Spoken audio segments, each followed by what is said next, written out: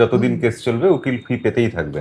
তো এটা তো স্বাভাবিক প্রবণতাই হবে যে উকিল চাইবেন দীর্ঘদিন ধরে কেসটা চলুক। আমি আপনাকে আমার কথা বলছি, আমি বেশ ভালো টাকা ফিস নিই এবং আমি কিন্তু এটা জানি যে ওই অ্যামাউন্টের ফিসটা দিয়ে কেউ আমাকে 10 বছর টানতে পারবে না। তো আমার প্রবণতা থাকবে যে ওই অ্যামাউন্টটাকে বাড়ানো এবং ওই অ্যামাউন্টটাকে বাড়ানো আপনাকে কাজ দিয়ে আপনাকে অল্প সময় রিলিফ দেব। আপনি একজন ক্লায়েন্ট না, আপনাকে দেখে আরো 10 জন আসবে, আপনিই আমার হয়ে রেফারেন্স করবেন।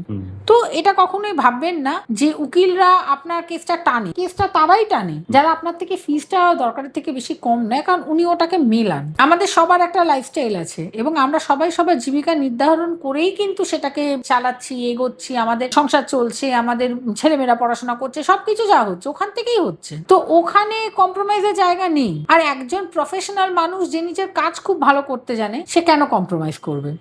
তার এথিক্যাল কোনো জায়গা আছে, আমারও এথিক্যাল কিছু জায়গা আছে যে এই জায়গাগুলো ম্যাচ করে গেলে আমি একজন ক্লায়েন্টকে সামনে বসিয়ে পুরো ফিস নিয়েছি, তারই পাশে আরেকজনকে বলেছি আপনাকে জেরক্সেরও টাকা দিতে হবে না, কারণ আমি বুঝেছি ওনার জেরক্সের টাকা দেওয়ার সামর্থ্য নেই, উনি আমাকে ইউজ করছেন না। সেটা বোঝা যায়। প্রচুর উকিল আছে, আমরা প্রবনো কেস তো করি, প্রচুর প্রবনো কেস করা হয়। তবে ডিপেন্ড করে, যার সামর্থ্য আছে তার থেকে কেন টাকা নেবো না। যার নেই ধরুন সামর্থ্য, সে কিন্তু স্টেট লিগ্যাল এডে যেতে পারে। স্টেট লিগ্যাল এডে গেলে তাকে টাকা দিতে হয় না, কিন্তু স্টেট তার হয়ে টাকা দেয়। তো নাথিং কামস ফ্রি। টাকাটা না আপনি দিচ্ছেন, না হলে সরকার আপনার হয়ে দিচ্ছে।